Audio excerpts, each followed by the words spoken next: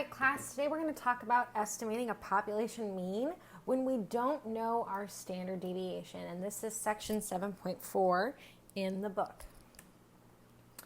So what if we don't know our standard deviation? How can we still form a confidence interval if our sigma is unknown?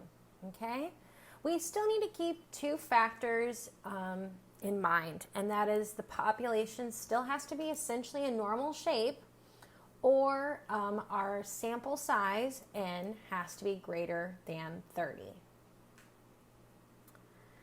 So our concept behind a confidence interval in this case is the same as it was in section 7.3.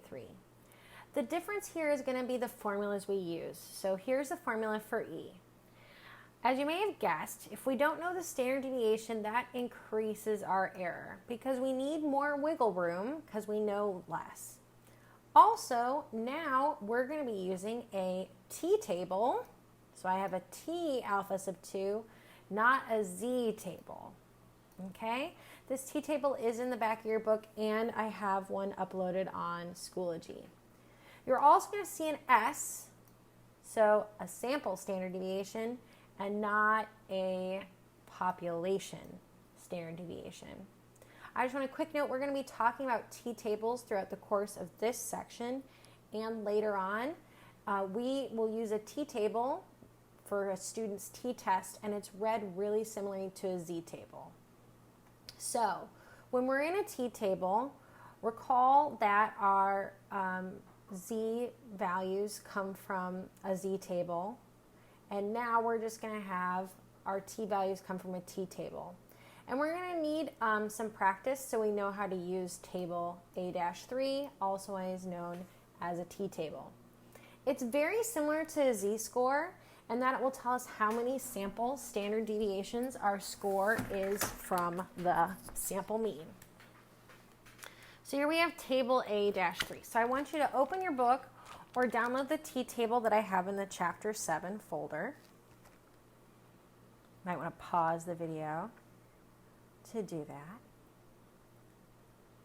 Okay, you're going to see some new terms: area in one tail, area in two tails, and degrees of freedom.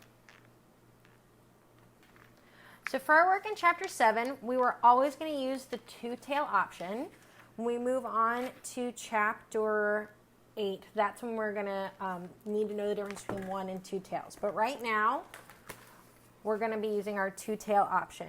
Just like when we were looking at the normal distribution confidence intervals, there's two tails, one on each side, right? We were looking at that area.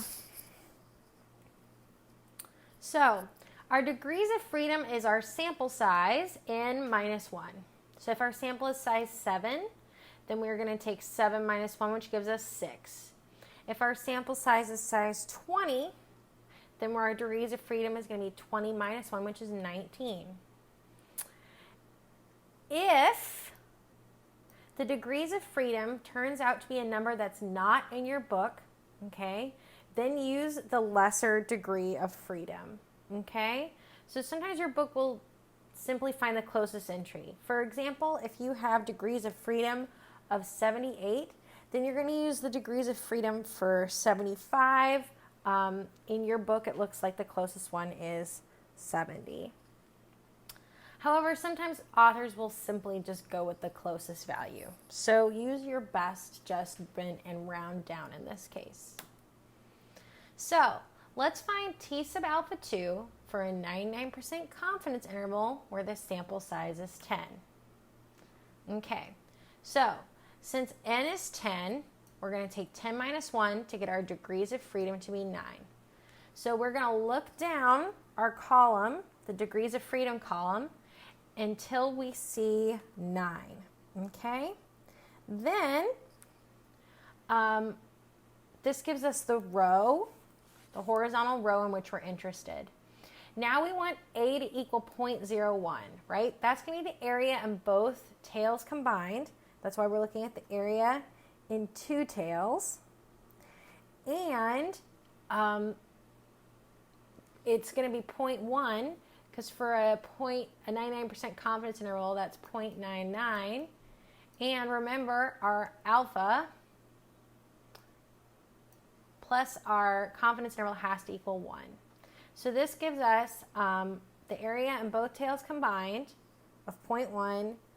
This gives us our second column we need to look at in the row. So we find that T sub alpha 2 is 3.25. That should be the value you found in your T table. So let's find T sub alpha 2 if n equals 21, and you plan on finding a 95% confidence interval. In this case, the area in two tails would be 0.05. And my degrees of freedom is going to be 20, which is n minus 1. So I'm going to go into my T table, and I'm going to scroll down to where the degrees of freedom equal 20.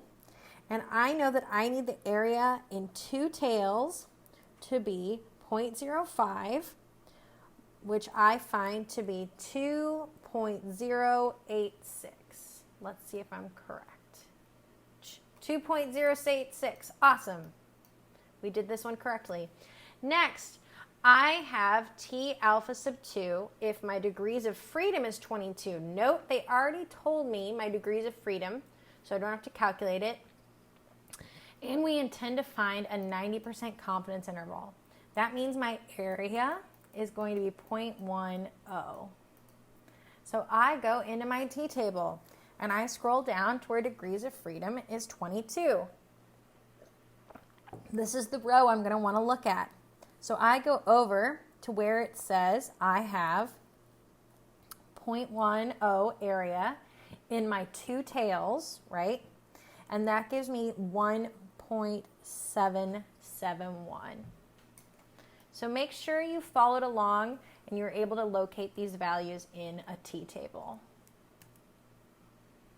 So now let's suppose we're trying to find a 95% confidence interval for a population mean based on a sample with a mean of 63.4, an S of 2.4, and an N of 10.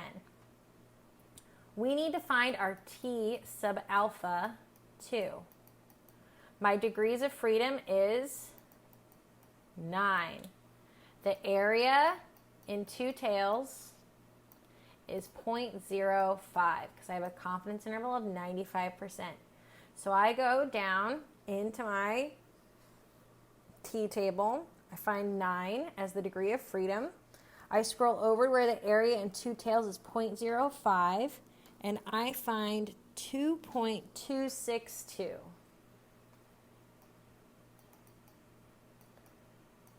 That is my T sub alpha. Let me double check because it's tiny print. Okay. Oops. So 0.25 into your zero tail yielding. Ding, ding, ding. We did it right. 2.262. So I can plug that into my equation for error bound. I have T sub alpha 2, which we found to be 2.262, times S, which we were told is 2.4, that's our sample standard deviation, over our square root of n, and I get an error of 1.718. This will allow me to calculate my confidence interval.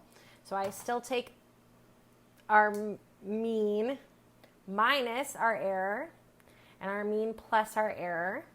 So that gives me a confidence interval, a 95% confidence interval of 61.68, 65.12. All right. In a crash test of 15 Honda Odyssey minivans, collision repair costs are found to have a distribution that is roughly bell-shaped. Okay, so it's normal, with a mean of 1,786 and a standard deviation of $937. We want to construct a 99% confidence interval for the mean repair costs of all these types of vehicles. So my area in my two tails, if I need a 99% confidence interval, is going to be 0.01. My degrees of freedom is going to be our n, which is 15, minus 1. So I have 14. So I go into my t-table and I scroll down to where the degrees of freedom is 14. And I know the area in my two tails is 0.01. So we find a t sub alpha that is 2.977. Now I can go ahead and calculate the error. I have all the information I need. I found a t value of 2.977. I know that there's a standard deviation of $937, and my n was 15. So we find an error bound of $720 and $23. That's a pretty big error bound. So our confidence interval is 1786 minus $720.23, and 1786 plus 720 and 23. So our 99% confidence interval, right? That's a really high confidence interval, is $1,065.75 to $2,506.23. So here on the next slide is a little flow chart. It's taken from your text, and it's going to help you determine when you should use a t-test and when you should use a z-test, or whether neither is a good choice, okay? And this is going to be really crucial because on an upcoming exam, hint, hint, wink, wink, I'm going to be asking you which types of tests you should use. So here's this nice little flow chart. So, do you know the standard deviation? Yes. If you know the standard deviation and your population is normal, you can use a z-table.